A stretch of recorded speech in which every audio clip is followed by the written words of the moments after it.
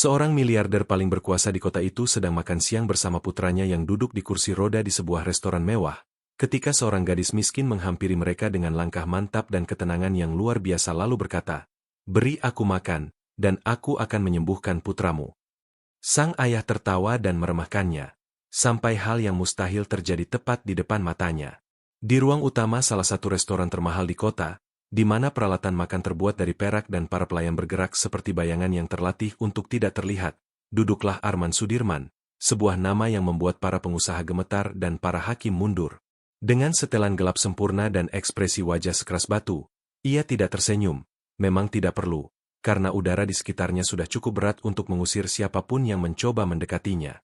Di matanya ada sesuatu, campuran antara kekuasaan absolut dan kekosongan yang tak tergantikan. Di sampingnya duduk putranya, Eko, 9 tahun, kecil, pendiam, dengan tatapan lembut namun selalu menunggu sesuatu yang tak kunjung datang. Ia kehilangan kemampuan menggerakkan kakinya 5 tahun lalu setelah kecelakaan mobil, bahkan dokter-dokter terbaik dunia tidak mampu mengubah kondisinya. Arman melirik jam tangannya untuk ketiga kalinya dalam 5 menit, jari-jarinya mengetuk meja dengan tidak sabar. Mereka punya 3 koki berprestasi tapi begitu lama menyajikan makanan. Pelayan bergegas menghampiri meski sebenarnya tidak ada alasan. Makanan masih dalam waktu yang wajar, tapi masalahnya bukan soal waktu. Masalahnya adalah Arman, seorang pria yang tidak mentolerir kelambatan bahkan ketika dunia meminta kesabaran. "Segera, Tuan, sebentar lagi," kata pelayan itu. Namun Arman tidak menjawab, hanya memalingkan wajah dan menghembuskan napas kesal. Eko di sisi lain mengamati segalanya dalam diam. Ia mengaduk jusnya dengan sedotan tanpa minat, tidak terlihat kesal. Mungkin sudah terbiasa. Seluruh restoran menjaga rasa hormat yang hampir seremonial kepada pria yang membeli saham seperti orang lain membeli roti. Tapi hari itu terjadi sesuatu yang tidak disangka siapapun.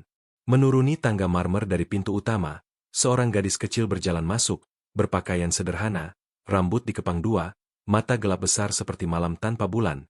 Penampilannya tidak berteriak minta perhatian tapi juga tidak meminta izin. Ia berjalan di antara meja-meja seolah menyeberangi padang terbuka, mengabaikan tatapan heran para tamu. "Itu anak siapa? Dari mana dia datang?" bisik seorang wanita sambil menekan tasnya ke dada. "Keamanan," bisik pria lain kepada istrinya, sementara pelayan ragu antara menghentikannya atau berpura-pura tidak melihat. Tapi gadis itu tidak berhenti. Kaki telanjangnya nyaris tidak bersuara di lantai elegan itu, namun setiap langkahnya seolah menandai wilayah. Ketika ia sampai di meja Arman dan Eko, ia berhenti dan menatap keduanya seolah sudah mengenal mereka. Eko perlahan mengangkat matanya dan sesaat seolah menahan napas. Ada sesuatu pada gadis ini, sesuatu yang tidak bisa ia namai tapi ia rasakan. Arman di sisinya mengangkat alis, sudah menyiapkan kalimat tajam yang biasa ia gunakan untuk menolak orang asing dengan kedinginan yang sama seperti saat ia memecat direktur. Tapi sebelum sepatah kata pun keluar dari mulutnya, gadis itu berbicara. Suaranya tidak keras tapi tegas, jelas, dengan keyakinan penuh. "Beri aku makan, dan aku akan menyembuhkan putramu." Keheningan yang menyelimuti ruangan setelah kata-kata itu berbeda dari keheningan manapun yang pernah dirasakan di restoran ini. Ini bukan keheningan sopan pertemuan bisnis atau ketenangan tamu yang menahan diri. Ini hampir seperti keheningan supernatural, beban di udara, seolah bahkan lampu kristal ragu apakah harus bersinar terlalu terang. Gadis itu masih berdiri di sana dengan mata tertuju pada Arman, seolah tidak baru saja mengatakan sesuatu yang mustahil. Eko tidak berkedip. Ada terlalu banyak harapan di matanya untuk diabaikan. Tapi Arman merasakan darahnya mendidih. "Ini pasti lelucon," gumamnya, bersandar di kursi dengan seringai sinis dan beracun. "Kau mengerti apa yang kau katakan, Nak? Menyembuhkan putraku? Dengan apa? Tangan kotormu." Gadis itu tidak menjawab, tidak bergerak, hanya terus menatap, dan itu membuatnya semakin marah. "Kau pikir ini apa? Reality show? Kau pikir kau tahu lebih banyak dari dokter-dokter terbaik di planet ini yang sudah kubayar selama 5 tahun agar putraku bisa melangkah sekali lagi?" Suara Arman meninggi, ia sudah tidak peduli dengan tatapan orang, terlalu jengkel untuk menjaga ketenangan. Eko pelan menarik lengan ayahnya. "Ayah, dengarkan saja dia." Arman menarik tangannya dengan kasar. "Tidak, Eko, ini penipuan. Ini hanya salah satu dari mereka yang memanfaatkan penderitaan orang lain. Dia ingin menipu kita." "Pelayan!" teriaknya sambil memukul meja keras. Singkirkan sandiwara ini dari sini sebelum aku sendiri yang melemparnya ke jalan. Pelayan membeku dalam keraguan-raguan, tidak ada yang tahu harus berbuat apa. Bagaimanapun ini hanya seorang gadis kecil, kurus, tanpa alas kaki, dengan suara yang memiliki lebih banyak keyakinan daripada usianya. Bahkan kepala pelayan yang terbiasa melayani miliarder dan selebriti tidak tahu bagaimana menghadapi situasi absurd ini. Tapi kemudian gadis itu berbicara lagi. Aku tidak berbohong, katanya dengan keyakinan tenang yang sama, kini menatap langsung ke Eko. Bolehkah aku memberimu bukti kecil? Sebelum Arman sempat mencegah, gadis itu melangkah maju, kaki telanjangnya hampir tidak bersuara di lantai, dan gerakannya begitu halus hingga terasa mustahil. Ia berlutut di depan kursi roda dan meletakkan tangannya di kaki anak laki-laki itu. Ini bukan sentuhan teknis seorang dokter atau religius seperti pendeta. Ini murni sentuhan seseorang yang percaya pada apa yang dilakukannya dan apa yang bisa terjadi. Eko sedikit tersentak, hampir tidak terlihat, napas lebih dalam, ketegangan di jari-jari, tapi tidak ada yang spektakuler, tidak ada mukjizat yang terlihat, tidak ada cahaya, tidak ada suara, hanya keanehan momen dan penantian yang belum membawa apa-apa. Gadis itu dengan hormat menarik tangannya, berdiri, mundur selangkah dan berkata, kadang butuh beberapa menit. Arman meledak, kini tanpa rem, tanpa filter, tanpa sisa kesopanan. Itu saja? Itu trik besarmu? Teriaknya sambil berdiri kasar. Kau menyentuh kakinya dan mengira kami akan percaya? Putraku masih lumpuh. Kau mengerti? Dia tidak akan mulai berjalan hanya karena kau meletakkan tangan di atasnya. Seluruh restoran membeku dalam keterkejutan, nada, makna, ketidakhormatan yang terang-terangan, semuanya kejam. Gadis itu tidak menjawab, menundukkan kepala dan pergi tanpa berdebat, tanpa berlari, hanya berjalan ke arah dari mana ia datang dengan ketenangan yang sama, seperti seseorang yang tahu ia sudah melakukan bagiannya. Dan bahkan saat ia pergi, seolah ia meninggalkan sesuatu di belakangnya. Arman duduk kembali dengan napas berat, kepalan tangan terkepal di atas meja. Eko tidak berkata apa-apa, tapi matanya masih tertuju pada pintu tempat gadis itu pergi. Ada kilau baru di matanya, kilau seseorang yang merasakan sesuatu yang bahkan tubuhnya tidak bisa jelaskan. Pelayan baru saja meletakkan piring di meja dan sudah menyesal tidak berpura-pura tersandung di jalan. Atmosfer restoran yang tadinya dipenuhi bisikan halus dan musik latar kini ditekan oleh jenis keheningan lain, yang hanya terjadi setelah sesuatu yang keras, tidak perlu, dan tidak bisa ditarik kembali. Arman masih duduk tapi posturnya tetap defensif, kepalan masih terkepal di taplak putih, rahang tegang, tatapan kekosongan, tidak ada kemenangan dalam kemarahannya. Hanya bayangan seorang pria yang tahu meski tidak mengakui bahwa ia sudah terlalu jauh. Di sisi lain meja, Eko memegang garpu tapi tidak bisa membawa makanan ke mulutnya. Dadanya naik turun dalam ritme berbeda, seolah sesuatu sedang terjadi di dalam. Tiba-tiba ia meletakkan garpu dengan lembut, menurunkan tangan ke kakinya, menatap ke bawah, mengerutkan kening dan bergumam hampir tak terdengar. Arman tidak bereaksi. Ia masih menatap dinding, mencoba menahan badai yang ia ciptakan sendiri. Ayah, kakiku panas. Ulang anak laki-laki itu dengan suara nyaris tak terdengar, antara takut dan takjub. Sang ayah berbalik perlahan, pertama dengan ketidakpercayaan, lalu dengan sedikit ketakutan di matanya. Apa maksudmu panas? Eko menyentuh lututnya dengan jari-jari dan menelan ludah. Aku merasakan, aku benar-benar merasakan. Kata-kata keluar terpatah-patah, seolah berjuang untuk hak hidup setelah bertahun-tahun dalam diam. Arman menegakkan badan di kursi, mencondongkan tubuh ke depan dan mengambil wajah putranya di kedua tangan, memaksanya mengulang. Katakan lagi, kau merasakan apa? Kesemutan, ayah, kakiku kesemutan, lemah tapi aku merasakan sesuatu. Dunia seolah berhenti. Arman mundur seolah menerima pukulan di perut. Semua keangkuhannya, penghinaannya, keyakinannya bahwa semua ini penipuan, runtuh dari satu bisikan putranya. Ia melompat begitu cepat hingga kursinya terjungkal, para pelayan tersentak, tatapan kembali tertuju pada mereka, tapi kali ini ia tidak peduli. Ia meraih jasnya, melempar uang ke meja tanpa menghitung, tanpa menilai, hanya melarikan diri, dan berlari keluar melalui pintu utama restoran, menerobos tamu-tamu di jalannya. Di trotoar yang terik oleh matahari siang, matanya dengan putus asa menyapu sekitar. Gadis kecil, teriaknya, tidak tahu namanya. Gadis kecil, di mana kau? Ia berlari ke sudut, melihat ke kedua arah, menyeberang jalan tanpa memperhatikan lampu lalu lintas, hampir tertabrak taksi. Ia menoleh ke segala arah seperti orang yang tersesat di dalam dirinya sendiri, memanggil, memohon, berlari ke alun-alun di seberang. Ia mencari di bawah bayangan setiap pohon, tapi tidak ada jejak, tidak ada gadis, tidak ada siluet, hanya gema suaranya sendiri memantul dari dinding-dinding kota. Keringat mengalir di dahinya tapi ia tidak berhenti. Jantungnya seolah tersangkut di tenggorokan. "Tolong kembalilah," bisiknya, tanpa arogansi, tanpa kendali, tanpa apa-apa. Hanya seorang pria yang hancur di hadapan sesuatu yang tidak bisa ia pahami. Yang paling menyakitkan bukan penyesalan karena mengusirnya, tapi pikiran bahwa gadis itu ada di sana dalam jangkauan tangan, dan ia memperlakukannya seperti sampah, seperti ancaman, seperti kegilaan. Dan sekarang Eko mengatakan ia merasakan kakinya setelah 5 tahun yang panjang. Ketika Arman akhirnya kembali ke restoran, meja sudah kosong, makanan sudah dingin.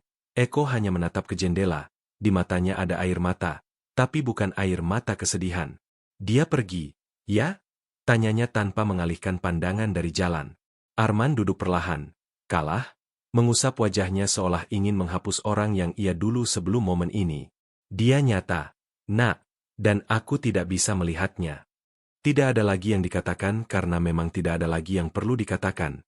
Hanya beban satu kepastian yang terlewatkan, satu-satunya kesempatan nyata untuk melihat putranya berjalan lagi.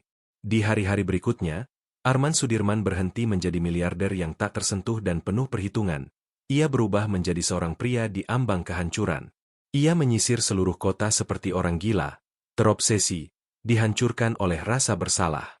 Ia menyewa detektif, memeriksa rekaman kamera pengawas restoran, stasiun kereta, alun-alun kota. Ia membayar suap kepada pekerja terminal bus. Ia mencari di panti asuhan, rumah sakit, gereja, gang-gang sempit. Ia tidak tidur, hampir tidak makan. Teleponnya histeris. Dengan setiap panggilan baru, suaranya semakin putus asa. "Aku akan bayar berapapun, tapi temukan gadis itu." Usianya sekitar 9 tahun. Kulit sawo matang, rambut gelap, mata yang menusuk. "Periksa lagi. Cari di jalanan. Aku harus menemukannya." Sementara dunia di sekitarnya mencoba hidup seperti biasa, Arman semakin dalam tenggelam ke dalam lubang yang ia gali sendiri. Lubang yang sepertinya tidak bisa ditembusi oleh uang sebanyak apapun. Eko di sisinya juga merasakan ketidakhadiran gadis itu. Untuk sesaat, harapan kembali ke hidupnya. Ia bisa menggerakkan jari-jari kakinya. Ia tersenyum dan berkata, "Ayah, hangat lagi." Tapi kemudian, seolah waktunya habis, semuanya berhenti. Kakinya mati rasa lagi. Sensasi itu menghilang seolah tidak pernah ada, dan itu menghancurkan Arman. Ini tidak mungkin kebetulan. Tidak mungkin, ulangnya berkali-kali sambil mondar-mandir di ruang tamunya. Dia memulai sesuatu, dan aku mengusirnya. Malam yang dingin setelah lebih dari seminggu pencarian, telepon berdering. Arman menjawab setelah dering pertama. Di ujung sana terdengar suara salah satu orang yang ia sewa.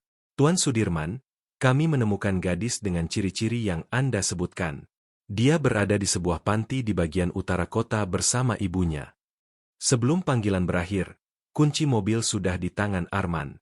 Wajahnya kelelahan, matanya cekung, janggutnya tidak dicukur. Ia tidak lagi terlihat seperti eksekutif yang mengintimidasi dan berwibawa, ia terlihat seperti seorang ayah yang memohon pengampunan. Panti itu sederhana, bersahaja, dengan dinding yang mengelupas dan tangga beton yang dimakan waktu. Ia disambut dengan ketidakpercayaan. Tidak ada yang mengerti apa yang dilakukan pria dengan mobil mewah di sini pada jam seperti ini, tapi ia hanya menunjukkan nama, ciri-ciri gadis itu, dan berjalan masuk. Ia menyusuri lorong-lorong sempit yang penuh dengan gambar anak-anak yang ditempel dengan selotip, mainan rusak, kasur di lantai. Bau disinfektan nyaris tidak menutupi kelembaban. Setiap langkah seolah membawanya kembali ke masa lalu yang ia coba kubur. Ketika pintu salah satu kamar terbuka, ia berhenti. Matanya langsung menemukan gadis itu, tertidur meringkuk di bawah selimut tipis. Itu dia, gadis yang sama yang menatap kesombongannya dengan tatapan tenang, yang menyentuh kaki putranya dengan keyakinan tanpa kata. Tapi justru ketika ia melihat wanita di sampingnya, duduk dengan wajah kelelahan, tanah seolah lenyap dari bawah kakinya. Arman melangkah 2 langkah ke dalam tapi berhenti, sepenuhnya kehilangan orientasi. Tidak, Ini tidak mungkin, bisiknya dengan suara gemetar. Wanita itu perlahan mengangkat wajahnya.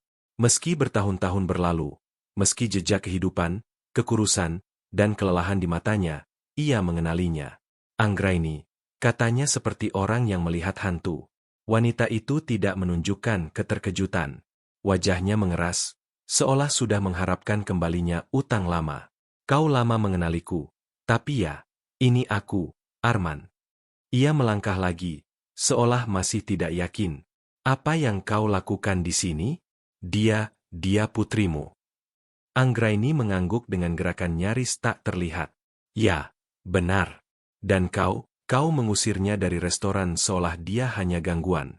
Persis seperti yang pernah kau lakukan padaku. Kata-katanya menghantam seperti tamparan. Arman mundur selangkah.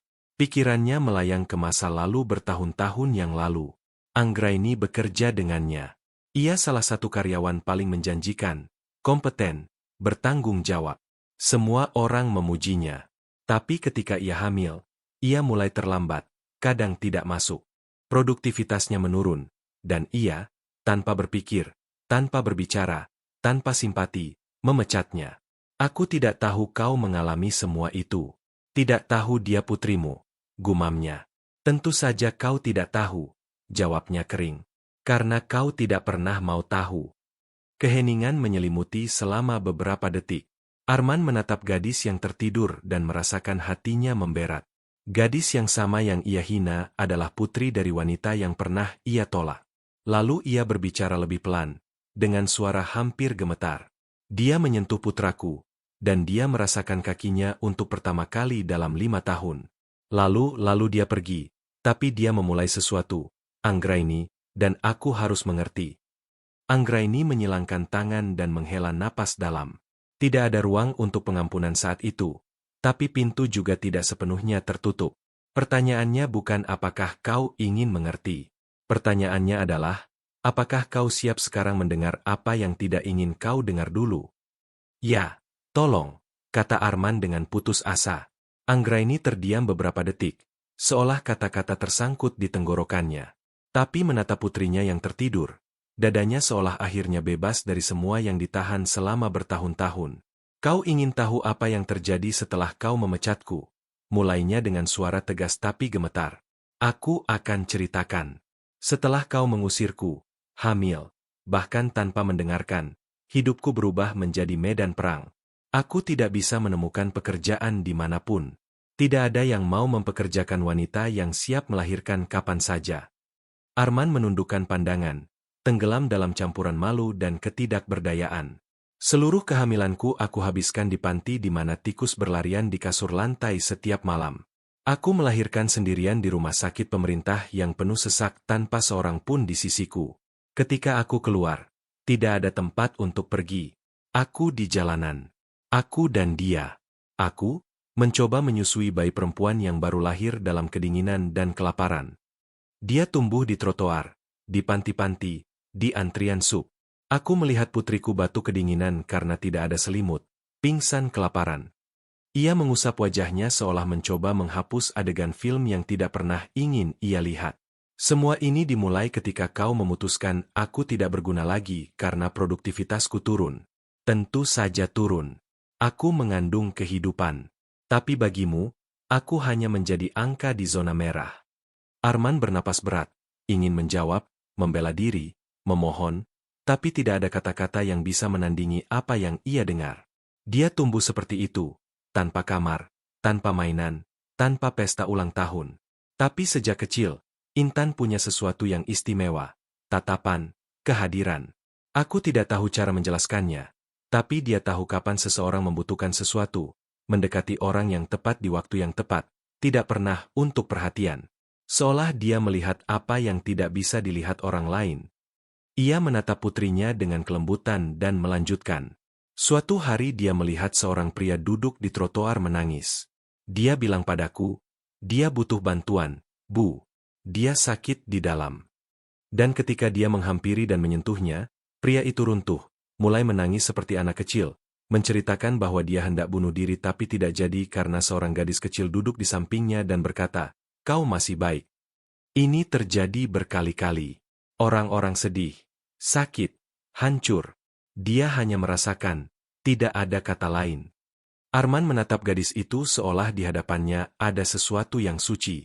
Pikirannya masih berusaha memahami bahwa anak kecil ini, ditolak, tidak terlihat oleh dunia, telah menyelamatkan bukan hanya nyawa orang asing, tapi sekarang mungkin juga nyawa putranya sendiri. Aku melihat bagaimana dia masuk ke restoran seolah dia tahu, seolah dia berjalan tepat ke tempat yang harus dituju. Katanya berbisik, karena memang itulah yang terjadi. Hari itu dia bangun dan berkata, "Hari ini kita akan menemukan seseorang yang penting. Aku akan membantu," kata Anggraini. Dan dia hanya minta sepiring makanan sebagai balasan, kata Arman. Dia tidak minta makanan sebagai bayaran. Dia hanya mengujimu. Ingin tahu orang seperti apa kau? Anggraini perlahan berdiri, menyilangkan tangan, dan menatap matanya. Dan bahkan setelah segalanya, tanpa tahu bahwa kau adalah orang yang meninggalkan kami tanpa pijakan, dia memilih untuk membantu putramu, karena dia tidak menyimpan dendam. Dia punya tujuan, dan kau punya kesempatan untuk melihatnya, tapi kau mengusirnya seolah dia penipu. Arman melangkah maju dengan tenggorokan tercekat. Aku tahu apa yang kulakukan. Aku menghancurkan segalanya. Tapi aku ingin meminta kesempatan lagi. Bukan untuk melupakan masa lalu, tapi untuk memulai berbeda. Anggraini terus menatap lurus, tidak menjawab, tapi kali ini tatapannya tidak lagi begitu keras. Ada kelelahan lain di dalamnya. Kelelahan seseorang yang sudah terlalu banyak berjuang dan jauh di dalam hatinya hanya ingin istirahat. Ikutlah bersamaku, katanya. Kalian berdua, ini bukan sedekah dan bukan amal. Ini yang kalian layak dapatkan. Ini yang harus kulakukan. Keheningan yang mengikuti tidak berlangsung lama. Intan, yang terbangun beberapa saat sebelumnya, mendengarkan semuanya dalam diam. Ketika Arman selesai, ia hanya menatap ibunya, lalu menatapnya. Kita bisa pergi, Bu. Hanya itu yang dikatakannya, tapi itu jauh lebih besar dari kata maaf manapun. Malam perlahan turun di mensyahan Arman Sudirman, seolah langit ragu apakah harus sepenuhnya memadamkan hari. Aneh melihatnya begitu terang, tapi bukan karena kemewahan. Untuk pertama kalinya dalam bertahun-tahun, rumah besar dengan garis-garis lurus dan dinding dingin ini seolah menyimpan sesuatu lebih dari kekayaan, seolah menyimpan harapan. Ketika Anggraini dan Intan melewati pintu masuk besar, Arman menawarkan untuk menunjukkan kamar-kamar mereka, tapi Intan hanya menatapnya dengan tenang dan berkata, "Aku ingin menghabiskan waktu sebentar dengan Eko, hanya kami berdua di kamarnya." Arman sesaat ragu, terkejut dengan keyakinan gadis itu, lalu hanya mengangguk dan menunjukkan jalan. "Tentu, anggap saja rumah sendiri. Aku akan di sini kalau dibutuhkan." Intan bergerak dengan ringan, seolah sudah tahu persis kemana harus pergi. Ia tidak meminta bantuan dan tidak menoleh ke belakang. Ia berjalan di lorong-lorong dengan langkah lembut, seolah mengenal tempat ini tanpa pernah ke sini sebelumnya. Lukisan-lukisan mahal tidak menakutinya. Karpet Persia, furnitur desain Eropa. Seolah lingkungan tidak bisa mempengaruhinya. Seolah kehadirannya membalikan kekuatan tempat itu. Eko duduk di kamarnya di atas tempat tidur, menatap ke jendela. Ketika mendengar pintu terbuka, ia tidak tersentak tapi juga tidak terkejut, seolah menunggunya. Ia masuk perlahan, menutup pintu dengan hati-hati, dan menatapnya seperti seseorang yang meminta izin sebelum melakukan sesuatu. "Halo," katanya pelan. "Halo," jawabnya dengan suara lebih hidup dari biasanya. Intan mendekati tempat tidur dan duduk di lantai di hadapannya. Beberapa detik ia diam, hanya mengamatinya. Eko menundukkan pandangan, malu. "Kakiku mati rasa lagi," katanya sedih. "Mereka hanya tidur. Kadang jiwa butuh sedikit lebih banyak waktu untuk membangunkan semuanya di dalam." Gadis itu mengambil tangan kecilnya yang rapuh dan menggenggamnya dengan keteguhan yang tak terduga. "Kau percaya padaku?" tanyanya. Eko mengangguk. "Sejak kau menatapku di restoran." Ia tersenyum dan kemudian dengan ketenangan absolut meletakkan tangannya di lututnya, menutup mata, dan tidak mengatakan apa-apa. Kamar tetap dalam keheningan. Di luar, taman-taman gelap, hanya diterangi cahaya bulan yang menembus kaca. Di dalam hanya terdengar napas keduanya, dan kemudian perlahan sesuatu berubah. Eko membuka matanya lebar-lebar. Sensasi dimulai sebagai kehangatan ringan, kemudian tekanan ringan, kemudian sesuatu mulai bergerak di dalam. Ini terjadi lagi, bisiknya dengan suara terputus-putus. Intan masih diam, seolah energinya mengalir langsung melalui tangannya. Eko menghela napas berat, jari-jari kakinya berkedut, dan otot betisnya bergetar. Ia meletakkan tangan di kakinya seolah ingin merasakan dengan sentuhan apa yang sedang terjadi. Kesemutan, benar-benar, sekarang sangat kuat. Dengan usaha keras ia menekan kakinya ke lantai. Pertama satu, lalu yang lain. Tempat tidur sedikit berderit. Ia bertumpu pada tangan di sandaran kursi dan dengan mata terbuka lebar ia menegang. Intan kini menatapnya. Tak bergerak, fokus. Dan kemudian ia berdiri dengan kaki gemetar, dengan tubuh yang tidak yakin. Tapi ia berdiri di atas kakinya untuk pertama kalinya dalam 5 tahun. Aku berdiri. Ulangnya seolah ingin mendengar dirinya sendiri untuk percaya. Kau terbangun dari dalam dan luar, kata Intan dengan senyum tenang. Aku hanya mengingatkan tubuhmu bahwa ia masih ingat cara berjalan. Pintu perlahan terbuka dan Arman muncul di lorong. Ia menunggu di luar, menghormati permintaan gadis itu, tapi ketika melihat putranya berdiri di tengah kamar dengan tangan gemetar di udara seolah sedang belajar terbang, ia jatuh berlutut. Pukulan itu begitu kuat hingga tidak ada teriakan, tidak ada reaksi kasar, hanya air mata yang tenang, kuat, putus asa. Ia merangkak ke putranya, memeluk kakinya, lalu tubuhnya, lalu wajahnya, seolah ingin menahan setiap partikel keajaiban ini dengan tangannya. Kau berjalan, ulangnya dalam keterkejutan. Eko menangis tapi tersenyum. Dia superhero. Ayah, dia membangunkanku dari dalam. Arman berbalik ke Intan yang hanya mengamati mereka dengan ketenangan, tanpa kebanggaan, tanpa pamer, seperti seseorang yang tahu bahwa yang penting bukan dilihat tapi dibutuhkan. Dan di kamar itu, tempat yang tidak bisa ditembus dokter manapun, terapis manapun, ilmuwan manapun, seorang gadis kecil melakukan apa yang tidak bisa dilakukan siapapun, tanpa tepuk tangan, tanpa saksi, hanya dengan keyakinan. Arman masih berlutut di lantai kamar ketika Eko dengan langkah pendek dan tidak yakin membantunya berdiri, seolah sekarang putra yang menopang ayah bukan dengan kekuatan fisik tapi dengan keajaiban yang ia bawa di kaki dan tatapannya. Pria itu mengusap wajahnya, tidak tahu harus berkata apa, masih terpana dengan apa yang dilihatnya. Ia ingin berterima kasih, ingin meminta maaf, ingin melakukan segalanya sekaligus, tapi Intan yang duduk di sudut kamar hanya mengamati dalam diam.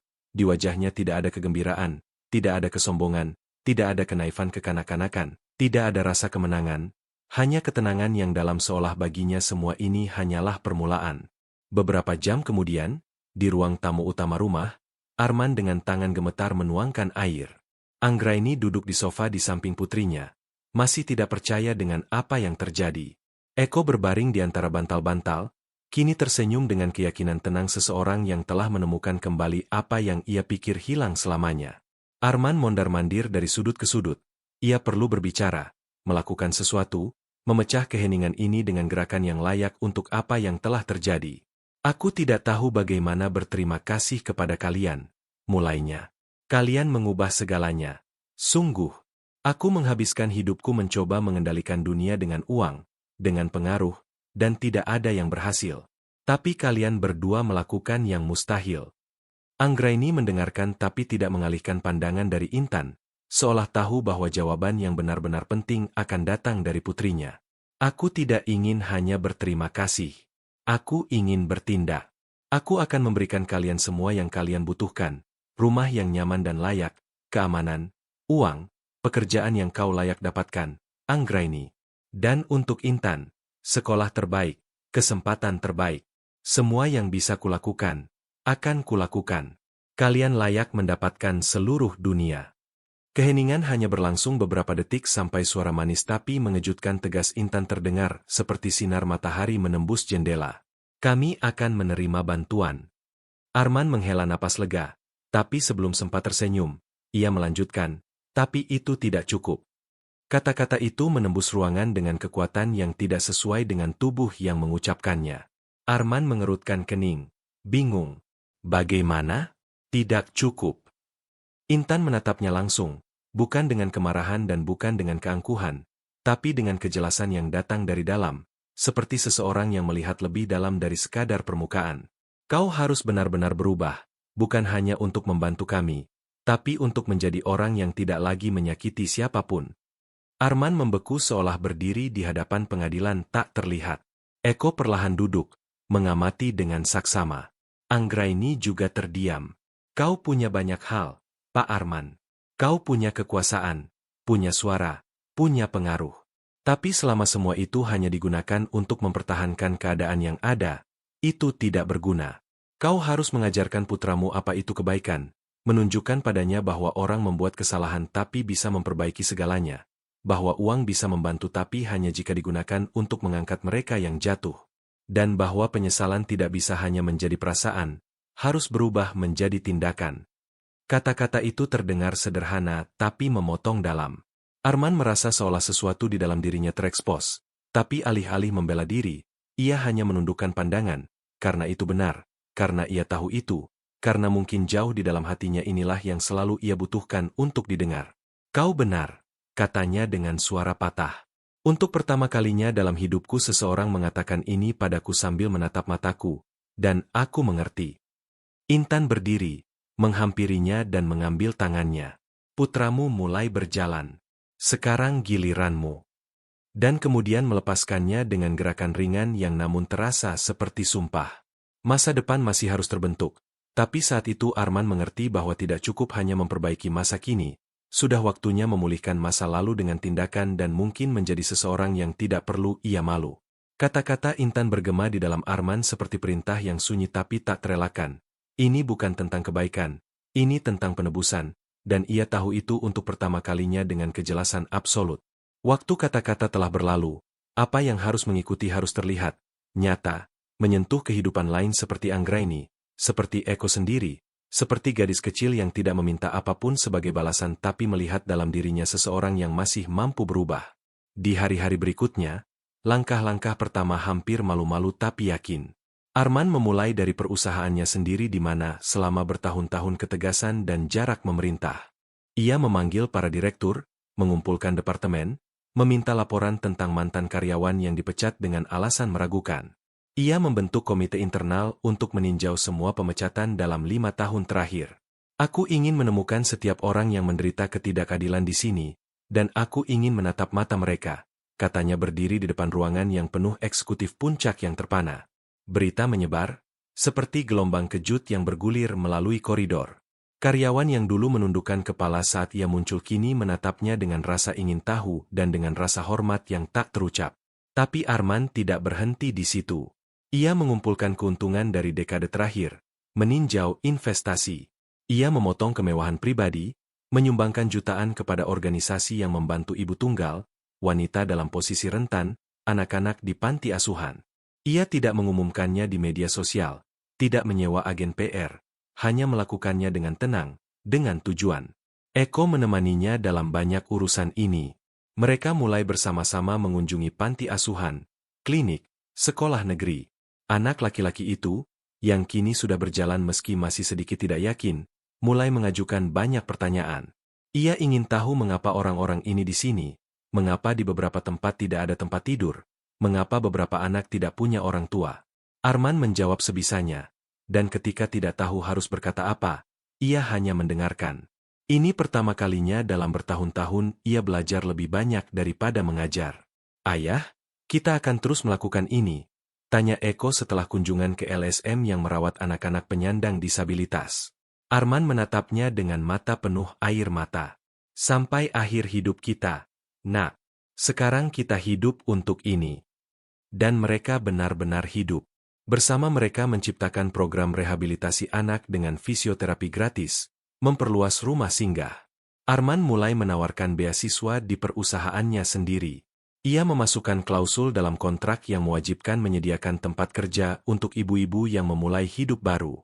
Ia menjadi orang yang berbeda, tapi lebih dari itu, ia menjadi orang yang seharusnya ia sejak awal. Kadang di tengah pertemuan dengan pemimpin komunitas atau selama kunjungan ke proyek sosial, Arman dengan takjub menatap Eko dan memikirkan Intan. Gadis itu tidak meminta apa-apa, tidak menuntut tepuk tangan, hanya terus berjalan di samping ibunya, belajar dalam keheningan, mengamati semuanya dari samping. Tapi kehadirannya terasa di setiap gerakan, seolah transformasi dimulai darinya dan terus menyebar dalam lingkaran yang tak terlihat tapi kuat. Seiring berlalunya minggu, orang-orang mulai menyadari. Jurnalis mulai menyelidiki perubahan. Kolega bisnis tidak percaya, beberapa mengkritik, yang lain mengejek. Tapi Arman tidak peduli. Untuk pertama kalinya reputasinya tidak didasarkan pada angka, tapi pada sesuatu yang jauh lebih berharga. Bukan begitu? Ia tidak mencari penebusan publik. Ia berusaha untuk dampak nyata dan menemukannya di setiap jabat tangan, di setiap rumah yang dipulihkan, di setiap tatapan dengan harapan yang kembali. Matahari bersinar cerah ketika Arman memarkirkan mobil di depan rumah satu lantai yang baru dicat, dengan jendela lebar dan taman kecil dengan bunga yang baru ditanam. Pagi yang tenang, tapi ada sesuatu yang istimewa di udara, seolah waktu melambat agar momen ini bisa terjadi. Di kursi belakang Intan dan Anggraini menatap ke jendela, tidak tahu kemana mereka pergi. Eko di kursi depan tersenyum, matanya bersinar penuh harapan. "Di mana kita?" tanya Anggraini dengan kening berkerut. Arman keluar dari mobil, berjalan ke samping dan membuka pintu untuk mereka dengan gerakan hormat, hampir seremonial. "Aku ingin menunjukkan sesuatu kepada kalian," katanya. "Ini milik kalian." Keduanya keluar, bingung, dan berjalan bersama. Mendekati gerbang, Arman menyerahkan seikat kunci kepada Anggraini. "Rumah ini dibuat khusus. Setiap dinding, setiap detail untuk kalian bukan dari amal, tapi karena kalian layak memulai dari awal bersama, yang menghormati sejarah kalian." Mata Anggraini terbuka lebar. Sesaat ia tidak bisa berbicara. Ia mengusap tangannya di gerbang, lalu di kayu pintu. "Ini nyata. Semuanya nyata. Ini untuk kami," bisiknya. "Untuk kalian. Dan ini belum semuanya." Arman dengan hati-hati membuka pintu. Di dalam, rumah yang hidup, ruang tamu yang terang, dapur dengan buah-buahan di keranjang, 2 kamar tidur, salah satunya dengan dinding biru lembut, rak-rak dengan buku, mainan sederhana, dan meja tulis di dekat jendela. Di tempat tidur, seragam sekolah baru terlipat rapi dengan nama Intan disulam di saku. Dia akan belajar dimanapun dia mau. Sudah terdaftar. "Dan kau, Anggraini." Ia mengeluarkan amplop dari saku dan meletakkannya di tangannya. "Kau punya pekerjaan yang terjamin. Bukan sebagai belas kasihan, tapi karena kemampuanmu selalu layak mendapat tempat yang layak." Ia perlahan membuka amplop. Itu kontrak yang jujur, layak, dengan gaji yang adil. Untuk pertama kalinya, ia tidak perlu memilih antara bertahan hidup dan merawat putrinya. Intan berjalan ke tengah ruangan dan melihat sekeliling dengan tenang. Kemudian menatap Arman yang kini mengamatinya dalam diam, menunggu tanda apapun, gerakan, kata, senyuman. Ia mendekat perlahan, mengangkat tatapan dan berkata, "Rumahnya indah, pekerjaannya adil, sekolahnya luar biasa, tapi semua ini bukan yang paling penting, kan?" Arman membeku, bingung. Bagaimana bukan yang paling penting? Ia menggelengkan kepala.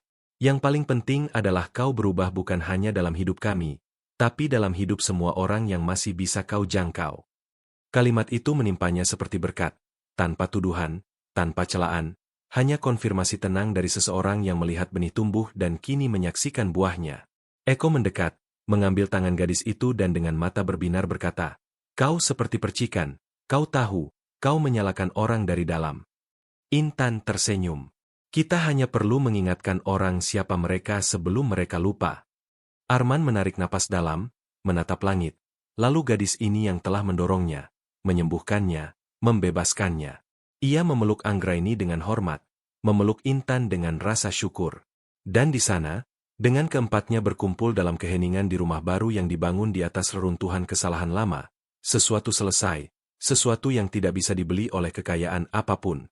Ini adalah awal baru, tapi yang terpenting adalah pengakuan akan nilai sejati manusia, kerendahan hati, dan keyakinan. Dan semuanya dimulai dari seorang gadis kecil yang hanya meminta sepiring makanan sebagai ganti keajaiban. Jika kamu suka cerita ini, jangan lupa subscribe ke channel kami untuk melihat lebih banyak video seperti ini. Tekan like untuk mendukung kami dan nyalakan notifikasi agar tidak ketinggalan konten terbaru. Ini membantu kami terus menciptakan yang terbaik untukmu. Sampai jumpa.